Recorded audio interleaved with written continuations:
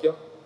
And okay, maybe all of you have recognized him. In the next photographs will become much clearer. So Greg Fenves is the awardee of the Nigel Priestley seminar of this year. I will not remind you all his success. Just you know that he has been the key person in developing OpenSeas. You know that he has been teaching at Berkeley for many years. He then became dean at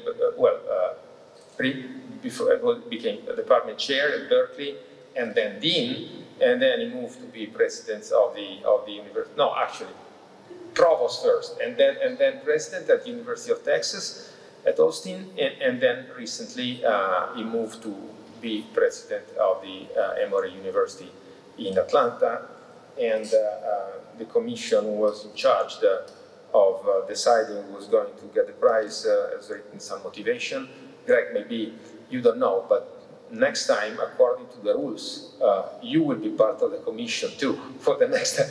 This is the way to be sure that we make a good selection, because you will not like to have someone of low stature that gets this prize that you have got 2 years earlier, and recognizes all this merit and all the important imprinting on young people that that Greg has been able to fulfill in his long career. Now about the prize, Greg, if you don't mind, you can come up here and see what's under this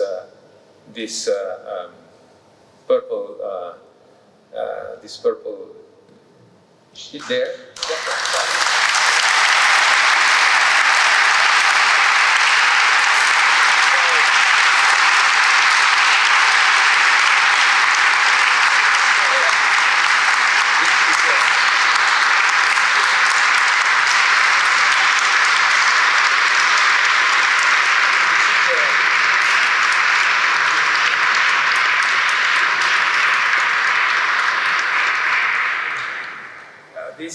This is a sculpture of a well-known Italian artist who passed away 7 years ago. It's a sculpture in bronze, and as it happens with good art, probably all people will read something different. The artist, we believe, was reading it in terms of the interaction between a human figure and the wall. When I saw it, I immediately thought about an earthquake and about the fact that this wall maybe was not something that was helpful with this man, but that was falling on him.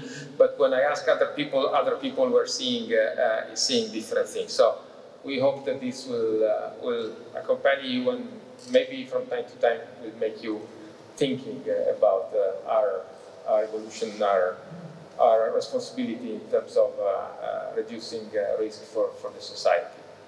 Now, Greg is going to give a very long talk, and it will not be so long. But anyway, he will actually, I've been a little bit pushing in this, but he reacted very positively. I asked him, why don't you tell our students how comes that you, being a student in the early 80s in Berkeley, end up being the president of a big American university? Maybe you have also something to learn out of this speech. Okay. Well, thank you very much, Michele. It is such a great honor to be back here at the Rose School in Pavia. Thank you for this award. I'm going to say a few things about our moderator today, Michele Calvi, and also Nigel Priestley, who this award is named for. Now, Michele, I have to tell you, I'm very glad to serve on the commission for selecting future awardees. But I hope I don't have to select future awards, because you are the expert at picking these wonderful, wonderful symbols of what the Rose School represents, and all the people who have worked with it, and especially Nigel Priestley. So my talk this afternoon is going to be unlike any talk you've heard today or yesterday. I'm going to have a few equations, but they're equations from the ancient past. I won't ask any questions on them like I might have with students when I was teaching them. But it is a story of my journey from my earliest days learning about earthquake engineering at Berkeley, and I'll say quite a bit about Berkeley, to where I ended up and where I found myself, and finally a little bit of what I learned in the process. So since I still use a Mac, and I know some of you remember that, if you were students here at the Rose School, let me figure out. So as I was very grateful to get the announcement from McKelly, the invitation to accept this award, and started to think about what I was going to say to this group. And I started counting the years and ended up asking the question, where have the years gone? So I spent 25 years of my life at the University of California at Berkeley, 5 years as a graduate student where we first met, and then a little bit later, 20 years on the faculty. And much like what Nigel Priestley just said in that excerpt of his acceptance, the 3 times that we spent here at the Rose School in Pavia were some of the most enjoyable, enlightening, and important learning experiences for myself. So I'm going to say a few words about the Rose School. But I spent a considerable amount of time at a very different university, the University of Texas in Austin, Texas. That's actually where I began my academic career after receiving my PhD at Berkeley. And then 20 years later, going back and becoming dean and then later president. So I'll say some about that. And where I am now, as McKelly mentioned, at Emory University in Atlanta, Georgia. Never thinking I'd be at a university without an engineering school. Go figure that. In the American South in Georgia. So that's what the story is going to be about. So I came to Berkeley as a graduate student in 1979. I won't repeat Michael's quote of Sigmund Freud of Vienna, but that's what Berkeley was like to a young graduate student in the late 70s and early 80s. The San Fernando earthquake had occurred just 8 years earlier in 1971. The first major earthquake in the state of California for something like 50 years, close to 50 years. Californians had not thought about their state as being earthquake country until San Fernando. And the Berkeley faculty were the right people at the right place at the right time. And I'll say a few words about that. One of the reasons they were the right people, the right place at the right time is on the upper right hand was the earthquake simulator that Joe Penzine helped lead the design and construction of. And the Berkeley simulator is having its 50th anniversary later this summer. And it opened in 1972. And many years later, as a faculty member, had the incredible experience of working with students and with faculty on what was, when it was built, the world's largest earthquake simulator, now, of course, far surpassed by others.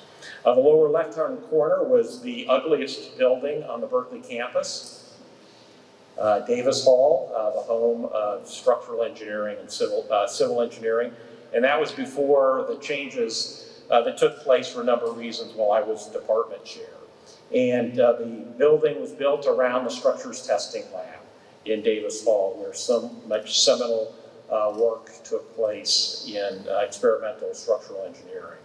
And some of you may recall those covers of the Earthquake Engineering Research Center reports. Those were a treasure trove of new ideas, research, sometimes bad ideas, but bad ideas that led to other good ideas.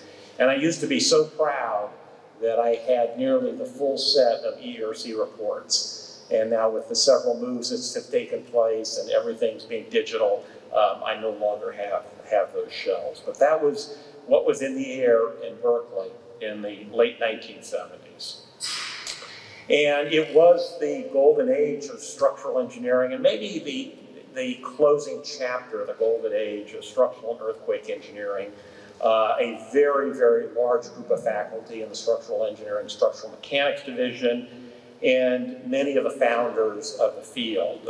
I see the photo of Vitbertero, which may have come from that interview you just showed. It looks familiar.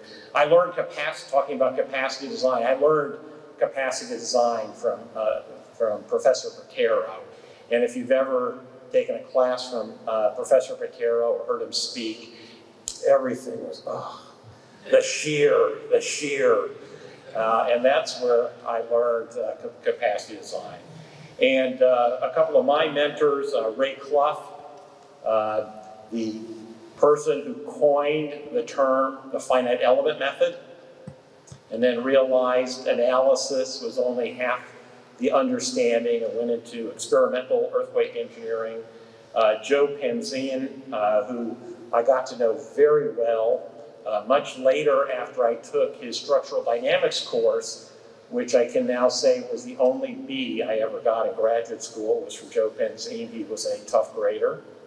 Ed Wilson on the lower left, the developer of SAP, still one of the most widely used structural analysis programs. T.Y. Lin, an amazingly charismatic engineer and leader, and one of the founders of modern pre-stressed concrete. Alex Spordellis, an incredible structural engineer, and several of his students, including Frieder Seidley, went on to great things in earthquake engineering. And then, of course, Igor Popov, who not only was an expert in structural mechanics, did so much of the seminal research on steel structures, and particularly seismic design of steel structure, buckling restraint braces, many other types of things. This was the golden age of Berkeley structural and earthquake engineering, and I think I took courses from all of them except Ed Wilson. He was the only one I didn't actually take a course from. So I ended up doing my PhD research on concrete dams. If this is maybe a lesson to take away, whatever you're going to do your PhD research on a topic, that doesn't mean you need to do that same topic for the rest of your career. But it was Anil Chopra, who you've already heard about today, was my PhD advisor. This was an era, especially after the San Fernando earthquake, where there was tremendous concern about the risks of collapse of major dams. You can see Hoover Dam there in the upper right-hand corner. The lower left is Pine Flats Dam in Central California, only famous because it was used as a case study for so many other dams, and I forgot the one on the upper left. But these were very challenging dynamics problems because of the different domains, the concrete structure, the fluid, the reservoir, which could be hundreds of feet deep behind it, tremendous mass, but also energy dissipating capacity. And you cannot talk about a dam without talking about its foundation and how these three domains interact with each other. So it was a fascinating topic for a PhD thesis, and one I'm still glad that I had the opportunity to do it, and with the discipline learned from Anil Chopra. Now, one of the themes in my career has been computing. I started programming computers when I was in high school in the 1970s. And early 1970s, I even found a photo of the computer I worked on, which was a Honeywell computer. Nobody ever heard of Honeywell computers, I'm sure, here. And that thing on the lower left corner is a teletype. And that's how we communicated with computers in the 1970s. That computer in the upper left-hand corner has less computing power than your watch.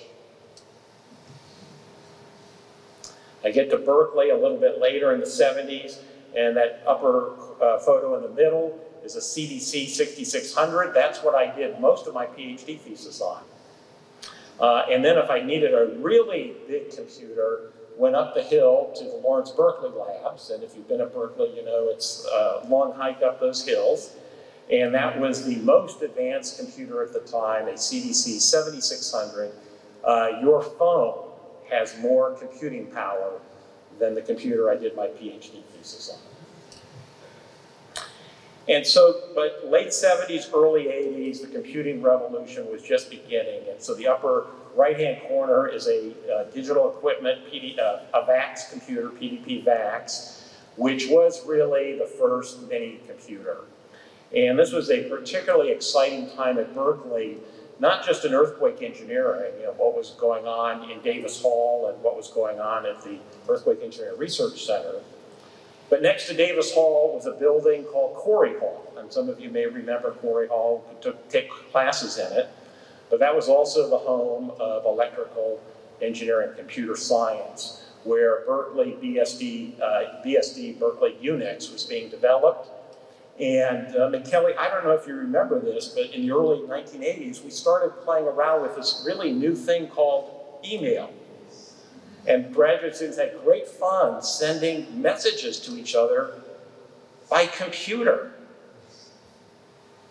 And that was the SendMail program that was developed by Bill Joy, a graduate student in electrical and computer science right next door.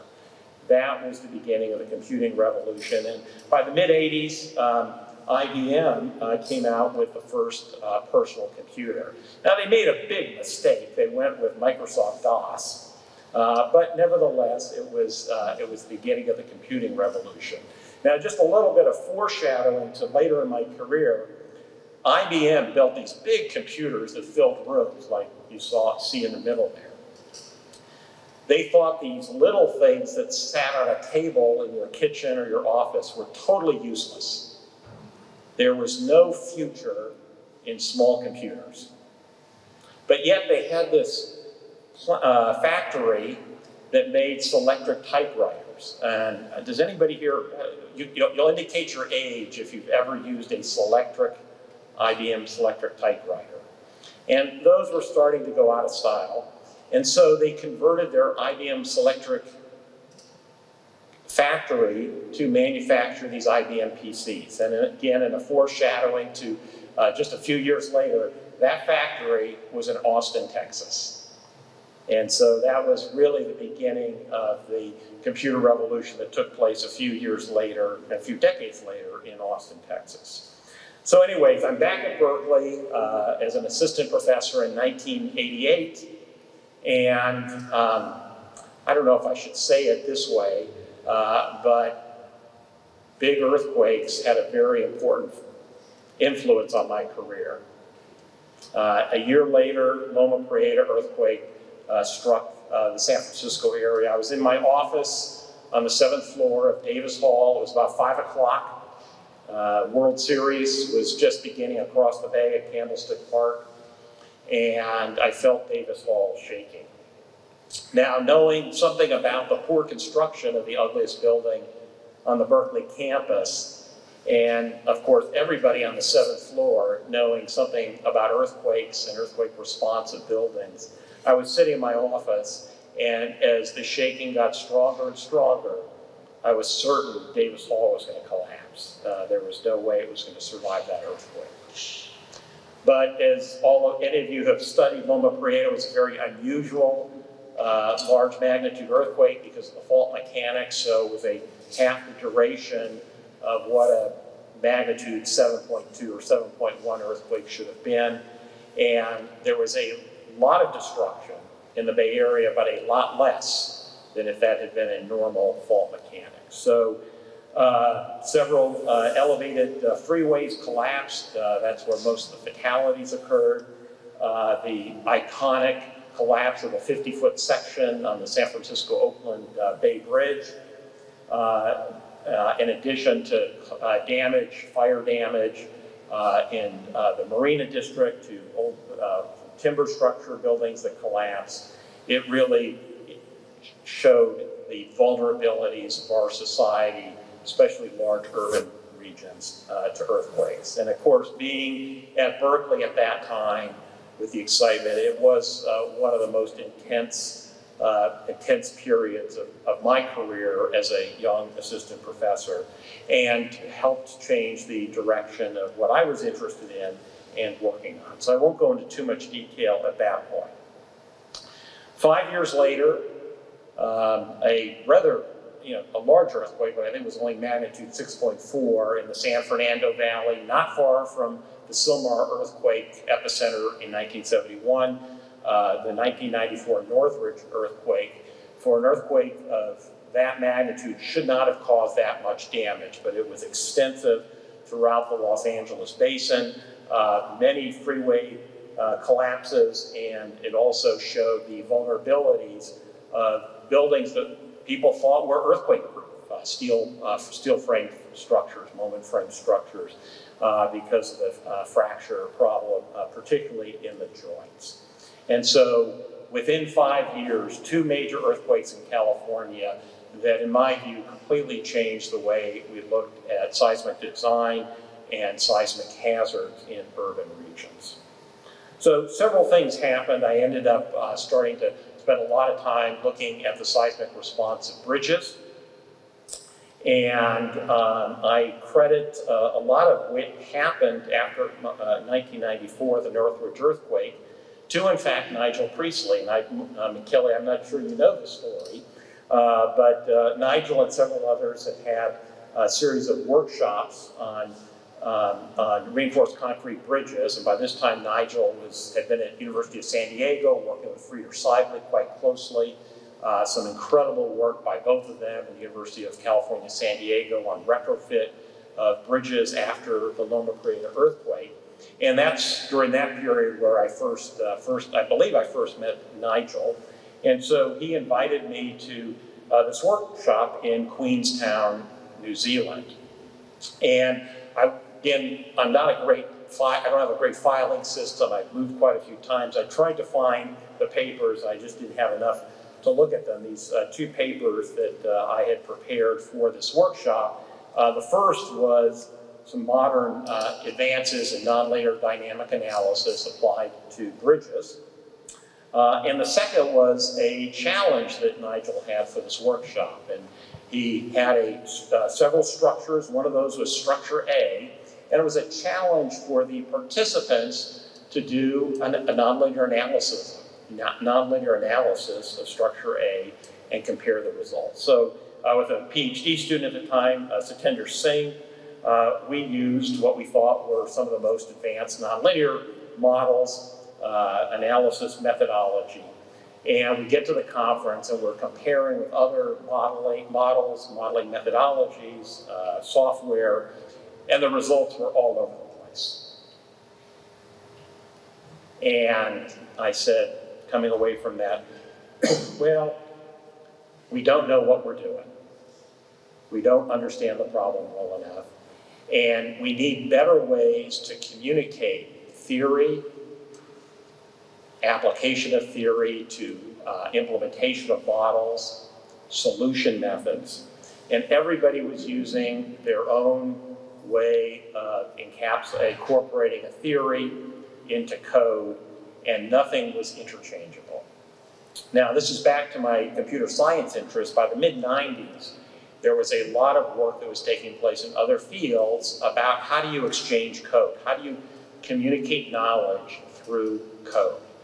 And so you can interchange in a very open way different ideas and experiments and do comparisons and build on your knowledge on the knowledge of others. And that's how progress is made.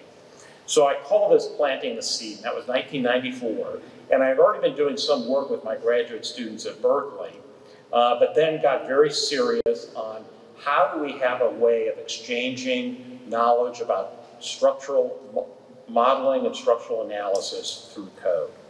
And without going through a lot of the details, the seed was an object-oriented framework that after several graduate students, I think I got a better idea working with Frank McKenna as a PhD student, and he completed his dissertation in 1997 at Berkeley. And this was now very common object-oriented design where you're decomposing problems. You have very well-defined ways of exchanging different segments of the code and portions of the code. And we were also looking at the beginning, in the mid-90s, actually mid-90s, more and more computing was being done through multiple computers, through distributed processing. Everybody talks about the cloud now.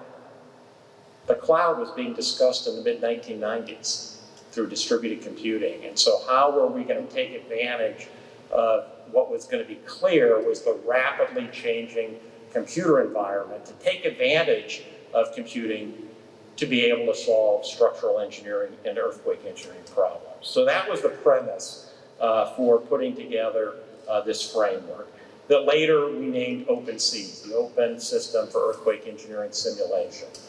And I just pulled up a couple of slides from the many, many talks and presentations we had given at that time. This was early 2000s.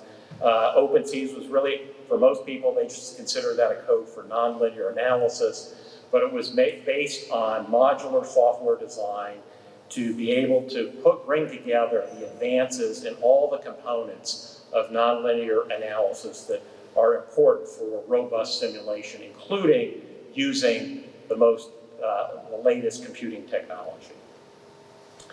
But it was also a people issue. How do we use software for building a community of users or developers?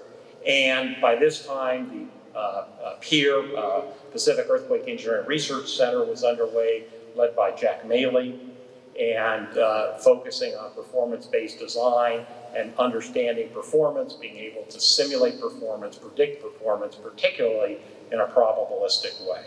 And so it really was, in general, a framework for developing simulation applications in new ways using the latest technology from models, software, and hardware. And I won't go through the three-plane chart except for you to notice I use the three-plane chart, a few other slides of how OpenSeas was an important component of the PEER mission for developing performance-based earthquake engineering methodologies and being the software tools, the software engine for much of what was being done within PEER for performance-based earthquake engineering. And again, these are just pictures from some of the applications of nonlinear soil structure interaction, being able to simulate some very difficult behavior. I'm going to come back to that in a moment. General soil structure interaction was extended to reliability analysis. It became highly scalable for very large problems, but also for being able to do very large-scale parameter studies, especially for probabilistic assessments. And then later, we extended it for experimental methods in what became Open Fresco with my colleagues Steve Mahan, Yoshi Takahashi, and Andreas Schellenberg, and some very exciting extensions to what had been called pseudodynamic testing. I do want to come back to simulation methods for difficult problems, because as Michael Fardas was talking about Metasosin and that quote from his ERI oral series about how do you design a pre-stressed beam for shear, he said, well, it's a complicated problem. You can put the truck in different locations, the shear is always different. Let's just figure out what the flexural capacity is at the end, and we'll design for that shear capacity.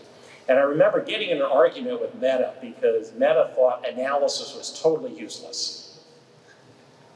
It was only capacity design was the only way to design a structure. The analysis meant nothing. So I'm sure that debate still goes on. And I always was watching what was happening in artificial intelligence. So again, back in the early 90s, there was this artificial intelligence by the early 90s had gone through several iterations, and they'd all been failures. And there was a couple of new ideas that were coming up, so working with a PhD student, completed his PhD, Luis Bozo is now a very prominent structural engineer in Barcelona, Spain. We looked at two new ideas for artificial intelligence. One was neural networks, and that just looked like a toy. And the second was qualitative reasoning that was based on real logic. How do you encode logic and make predictions based on that logic? Neural networks looked like a toy, qualitative reasoning looked like a winner. And so we applied it to structural engineering, incorporating the fundamental knowledge of equilibrium, compatibility, force deformation, no equations, no numbers. How could you reason about load paths and failure modes of a structure without any structural analysis other than the fundamental logic? And some of you, you're not going to recognize that little free body diagram. Well, it's not quite a free body diagram, but that excerpt on the top. It was a simple reasoning about could you just from the configuration of a structure determine its collapse mechanism. So we did some really interesting work with that. Well, this is another reason I'm a failed computer scientist. Qualitative reasoning didn't go anywhere, and what you hear about artificial intelligence now, machine learning, deep learning, is all based on neural networks. So my career could have taken a very different path if in 1998 or something, I forget what that published, 1994 earlier, if I had said neural networks was going to be a winner. So I had to stick with structural engineering. So this is a photo of the Berkeley, at this point, structural engineering, mechanics, and materials faculty. And I could not figure out the date, but it must have been the late 90s. And you can see some of the people that have already been mentioned here today. I don't know if the pointer's working here. There's Vit Bertero. Let's see, who else? You've heard about Anil Chopra. He's, I think, right here. Jack Maley. Was Metasosan student at Berkeley, so carried the Metasosan flag at Berkeley. There was my good friend Philip Philippa, who some of you may know. I guess that's me before gray hair. Nikos Makris, I was talking with Michael about Nikos Makris. Steve Mahan is back here. Sadly, back up. Sadly, like Nigel, passed away too early from cancer. Armandar Karigian's next to him. Of course, Joe Penzine's in the front. Igor Popov, T.Y. Lin, Alex Cordelis. By that time, Ray Clough had retired to the Seattle region. So this was a group of structural engineering faculty probably that will never be assembled again in one place. So at the World Conference for Earthquake Engineering in Auckland, New Zealand in 2000, I ran into my old friend again, Michele Calvi. And Michele, I don't know if you remember, we ran into each other in the hallway at the conference center, and he said, I want to get together with you this evening for a drink. I have something to talk with you about. And we sat at the bar and somewhere at the conference, had a glass of wine, and Michele told me about the Rose School that he was starting up. And I thought it was a crazy idea. Never had heard of anything like that. How are you going to get faculty from around the world to come to the small town near Milano? How are you going to get students to come here and get a degree? But I said, sign me up. And so the next year, we came, Carmel and I came, and the girls, and I'll show a photo of those in a minute, came to Pavia for the first time to teach. I think it was either the first year or maybe second year, 2001. Okay, he's going to check. Okay. So again, one of the most important decisions I made in my career was to follow Michele Calvi. And I taught, I think, 3 times dynamic analysis structures. Each time the course got better. It was a learning experience for me. I think this is from the 2007 course. I don't know if there are any former students here. Some of them may still have PTSD syndrome from that course.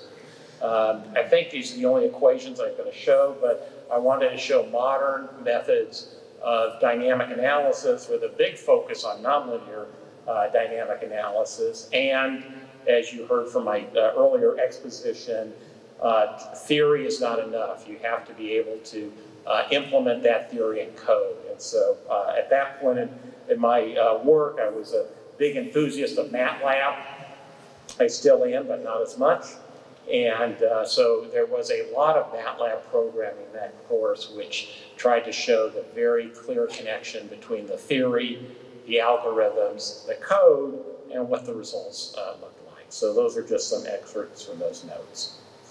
And it helped me, especially in the early years, refine my thinking about dynamic analysis.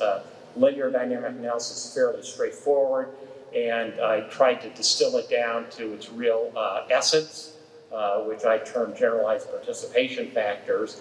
And about that time, a little bit earlier, Anil Chopra, my former advisor and colleague at Berkeley, came out with his seminal book, Dynamics of Structures. That was another huge opportunity for me as Anil was writing that first edition. It must have been 1995 or 96, I can't remember. I would meet with him every week, bring back shades of being his graduate student, meet every week to go over his drafts of his chapters. He valued my opinion, gave him my thoughts. There were some interesting things that came out of those discussions, including this idea of generalized participation factors. We had some disagreement on some notation and how to present it, but the essence was the same. And so, of course, that book has become the standard. I think it's now in its 5th edition. Last time I checked, has become the standard for teaching structural dynamics. But I also was involved with research at the Rose School. Damian Grant was an early student at the Rose School, did his PhD here, did his graduate work here at the Rose School, and then completed a PhD at Berkeley. Some really interesting modeling, developing multi-dimensional models for high damping rubber bearings. At that time, we were doing a lot of testing of various base isolation systems on the Berkeley shaking table, including high damping rubber, and had some very nice, rather simple, but accurate models come out of the work with Damian Grant, who I believe is still at Arup in London, last time I corresponded with him. And this was the last time I taught at the Rose School in 2007. You'd mentioned fellow Nigel Priestley Award winner Steve Kramer. He taught the course right after me, so he's up there. He's the tall guy in the back. And anybody in this photo here today? Okay, we got a couple. Good to see you again. There you are. And it was wonderful to see Pavia in the wintertime too, not just the summer with mosquitoes. So I get back, my last time teaching at the Rose School, I just finished up my term as department chair of civil environmental engineering at Berkeley. I had done a 5-year term as department chair. And you see the 3-plane chart? I learned that from the National Science Foundation and my previous work. How do you build on fundamentals, do a technology layer expressing those fundamentals, and apply those to important societal scale problems. And so that was the strategy approach I liked, and we worked on that while I was chair at Berkeley. I learned 2 things at being department chair at Berkeley. Very large department. At the time, we had over 40 tenure track faculty, 70 faculty altogether, 700 or 800 students, so a large engineering department. I learned 2 things. One is, to my surprise, I liked doing it. I liked being department chair, and to the surprise of others, I was pretty good at it. That wasn't my assessment. I think that was others' assessment. And so I used the time at the Rose School in 2007, and then later in that spring, sabbatical at Kyoto with our good friend Masayoshi Nakashima to make some decisions about my future, and decided to go to the University of Texas at Austin as Dean of Engineering. Now this is Texas. Texas is the West. Not like California is the West. Texas is the real West. It's the Wild West with horses and rodeos and oil and all those things. But seriously, it was a great move for me, a different school of engineering. Again, 20 years after I'd been an assistant professor there, a lot of positive change had been taking place, but a lot more need to be done. And you can see I use the same strategic approach of building on fundamentals. Engineers create technology, but technology not just for its own sake, to solve important problems. And very proud of the accomplishments the School of Engineering made. We did a lot in modernizing engineering education, where there was a technological depth in each degree program, but not just technological depth, being able to broadly apply that, because by this time engineering was becoming a much more interdisciplinary field, much more rapidly moving, much more of a need for new technology, new ideas, new science, to get into new technology to solve important problems. And that involved problem-solving skills, project management, but also understanding market needs, business, and the impacts of technology on society. We built a whole new building just to do that, that provided new types of laboratory-based teaching space, collaboration space, laboratories for wet research and dry research. And I don't want to take credit for it, but some of the things we started doing in the late 2000s to bring more modern technology innovation and technology commercialization into the University of Texas, including recruiting Bob Metcalf, who truly did invent the Ethernet, and the first commercial applications of TCP internet protocols brought him to Texas. And while I can't claim the credit for what Austin has become since 2008 or so, I think the University of Texas and the School of Engineering had a significant role to play in that, some of the work that we did in the School of Engineering. Well, one thing led to another, and I became the president of the University of Texas. And in the process, I'll skip most of this. Lots of politics. Everything in Texas is political. So I won't go into that. I may make a few comments a little bit later. So this is a photo from the press conference. In Texas, you give lots of press conferences. This was the press conference on my first day in 2015 as president of the University of Texas. And so what was the headline in the local paper on my first day as president of the University of Texas? New UT Austin president supports beer at football games. Football's also important in Texas, so that was the headline in the local paper. At my inauguration, 3 of my former students at Berkeley, you've already seen Reggie DeRoche in the photo from the Rose School. Next month, Reggie will become president of Rice University in Texas, so very proud of his career. Shamim Patzad ended up did work on sensor technology, and he's been a very successful professor at Lehigh University. And Jason Park took his modeling, computational, probabilistic decision-making background, and I think has become quite successful and perhaps wealthy in investment banking. So the basic ideas are transferable to other fields. And then my wife, Carmel, who is here today, and our 2 daughters, Hannah and Emily, who have spent quite a bit of time in Pavia while I was teaching at the Rose School. When you're taking on these types of roles, which are really public roles, your family plays an immensely important part of your life, but also the work of being president of the university. So they've been great partners. I will just briefly talk about some of the accomplishments, the important accomplishments, improving the rankings of the university, not only in undergraduate rankings, very significantly in the famous and ill-fated U.S. News and World Report ranking systems, but very significant increase. We improved our graduation rates, the success of our students in an unprecedented way over about an 8-year period from 2011, before I became president, to the time that I left in 2020, that has become a model for other large public universities, especially in states like Texas that have very under-resourced high schools. We dramatically expanded financial aid at a time when the cost of college education was becoming an impediment in the U.S. for students to go to college.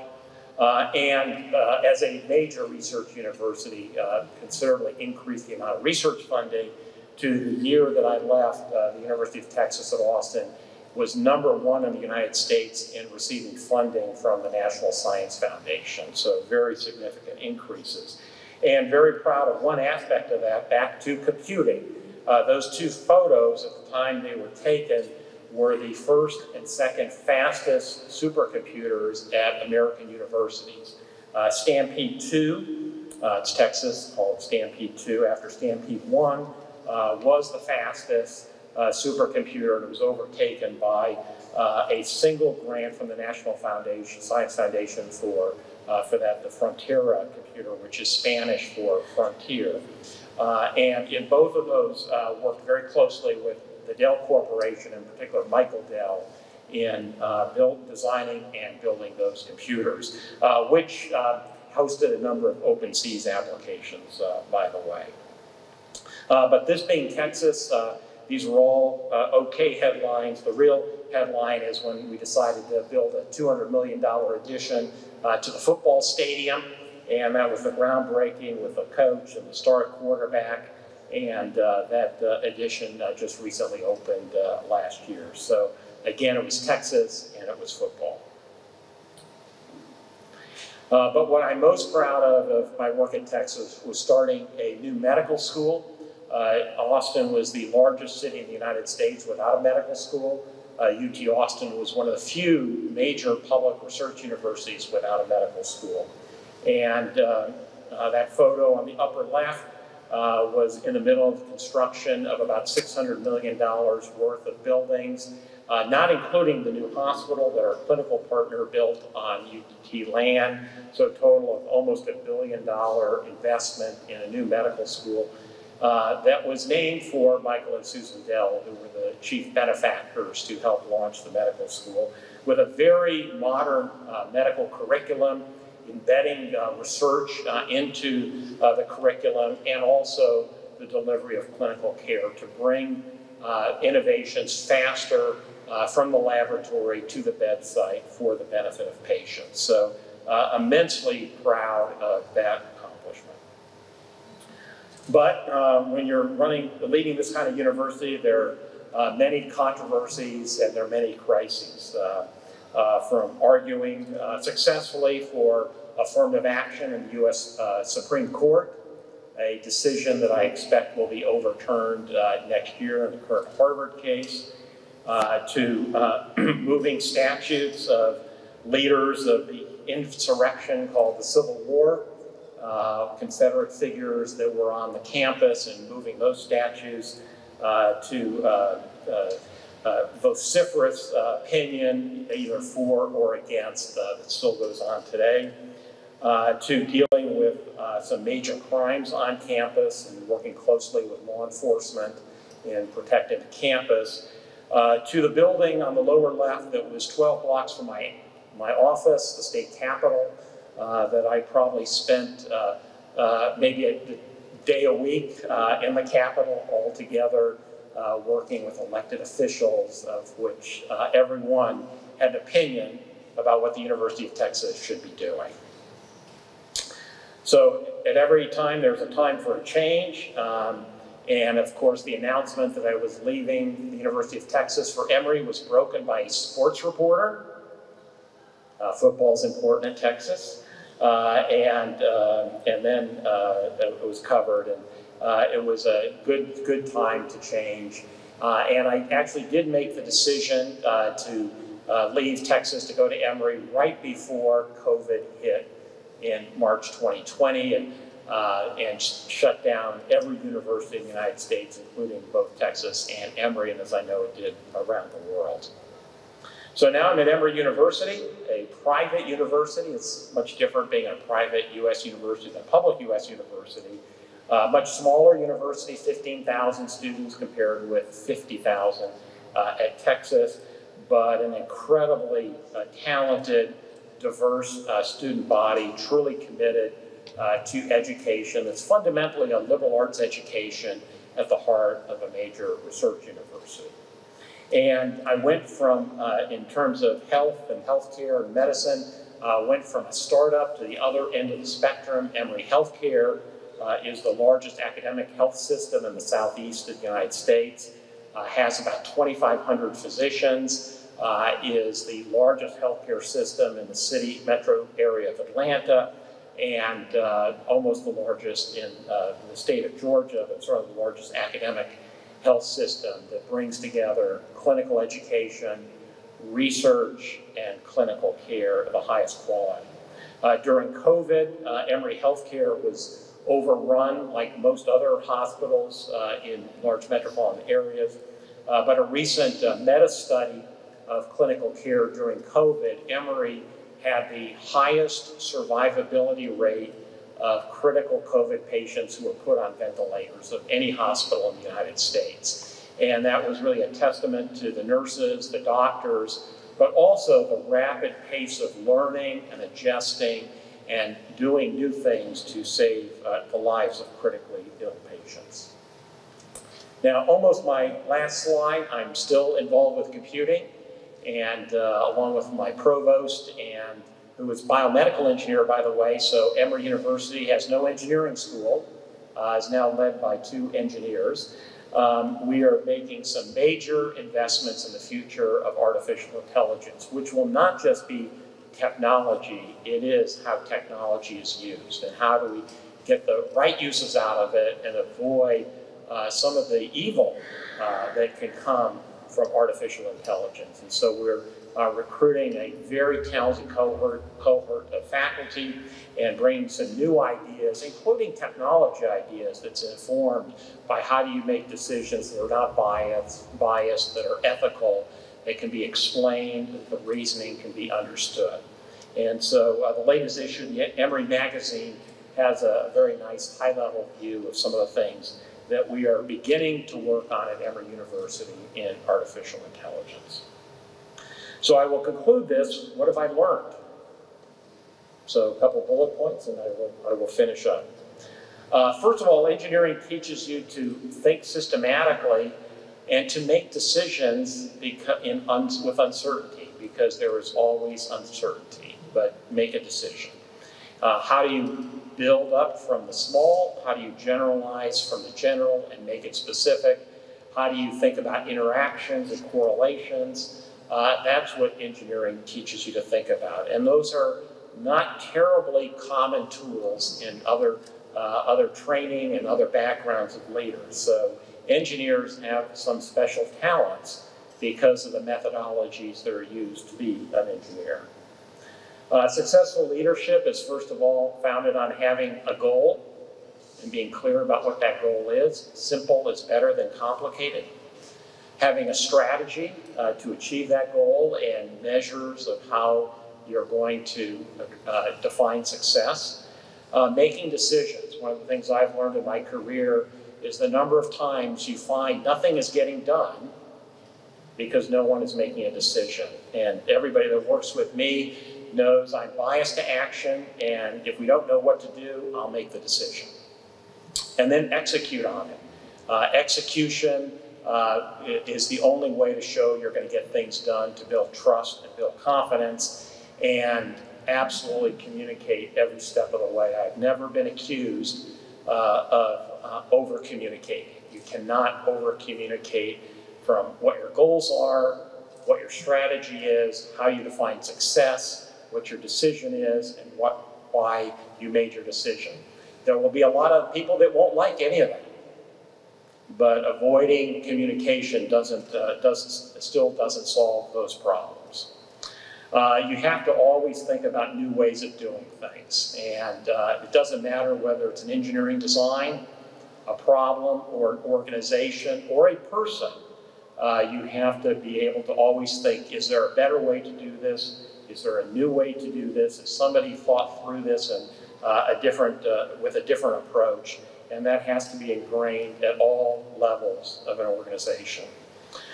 And then through my experience at Texas, crisis management and being able to communicate in a crisis is the crucible of leadership. That really makes the difference between somebody who people are willing to believe in and those that people just distrust because of the way they responded to a crisis. I haven't always done it well. I certainly haven't always done it perfectly. Sometimes I've not done it well.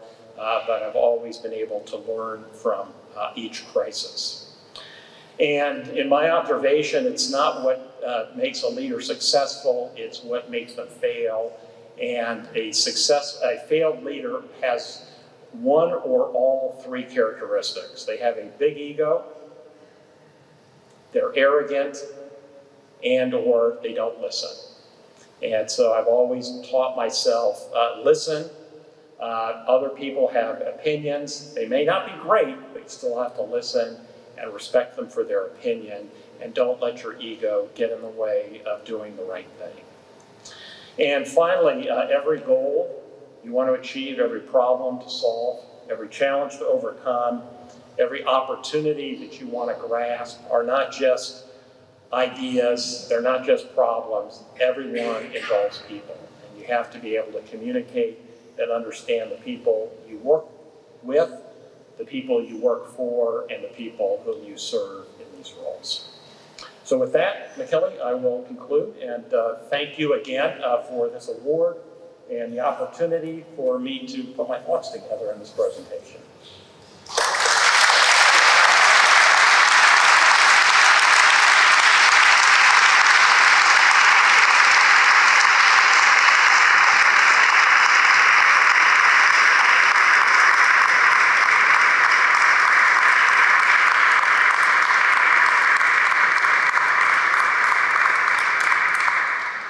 Thank you, Greg. I think that there could not have been a better conclusion for this presentation than your last slide. And let me tell you two things. One is that we have a guest here that entered before you started, who is a senator of the Italian Republic, and will take this slide to the Senate, to his colleagues, as a guidance for the future. And the other thing, can you pass my slide? Right.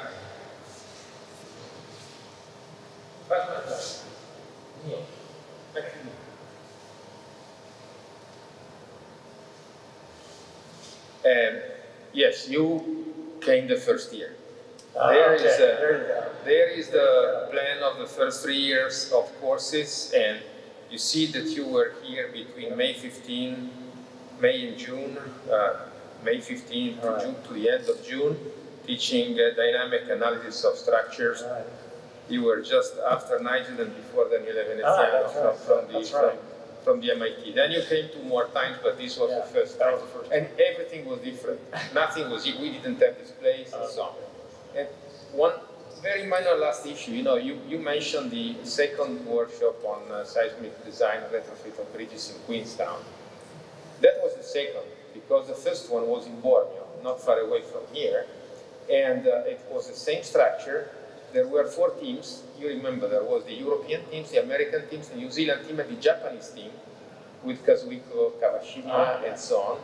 And the format was to propose problems that the different teams had to solve. That's why there was the A or the first. Okay. And we were comparing the differences in how the different areas of the world were facing. It was 30 years ago, a lot of time ago. Thank you again. We are so happy to have you here. And I hope that you will be able to